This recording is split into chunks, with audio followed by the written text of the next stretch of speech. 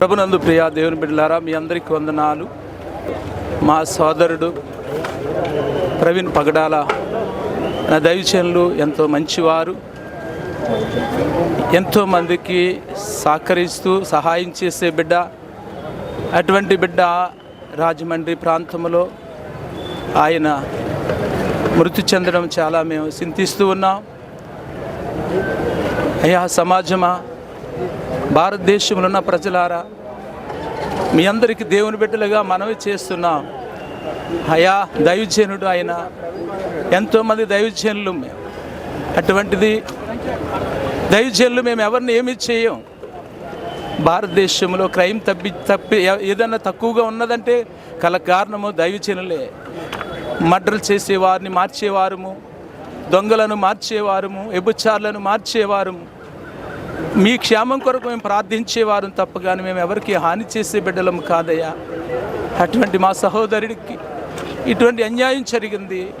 ఒక మంచి బిడ్డ అన్యాయంగా ఇబ్బంది కలిగింది. అందుకని దీని మీద మాకు ఎన్నో అనుమానాలు ఉన్నాయి.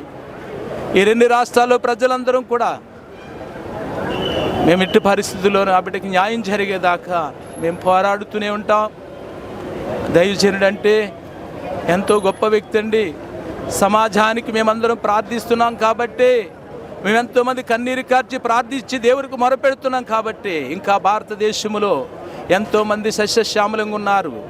భారతదేశము భోజనము కరువు లేదు. ఎందుకు అంటే దైవజనులు ప్రార్థించడం వల్ల, సంఘాలతో కన్నీరు కార్చి ఉపవాసం ఉండి ప్రార్థన చేయడం వల్ల ఈ రోజున నా భారతదేశము సస్యశ్యామలంగా ఉన్నది.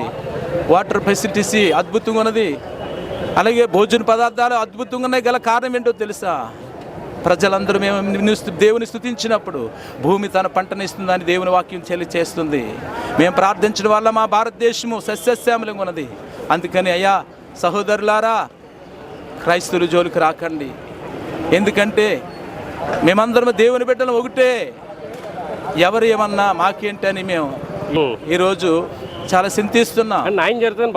మా రాష్ట్ర ముఖ్యమంత్రి గారు లేక మా ఏరియాలో ఉన్నటువంటి మినిస్టర్ గారు, హోమ్ మినిస్టర్ గారు తల్లి, ఆమె కూడా ఒక క్రిస్టియన్స్ కాబట్టి ఇప్పుడు వెంటనే చర్య తీసుకుని మరి మాకు న్యాయం చేకూర్చవలసిందిగా నేను మనవి చేస్తున్నానండి. క్రైస్తవులు అందరూ ఒకటే. అందుకని మీ అందరూ మా మాటను గౌరవించి మేము మీకు లోబడి ప్రార్థన చేస్తున్నాం కాబట్టి మాకు న్యాయం చేయవలసిందిగా ప్రభు నామపేట మీకు మనం చేస్తున్నాం. మీ అందరికీ వందనాలు. దేవుడు మిమ్మల్ని దీవించును గాక.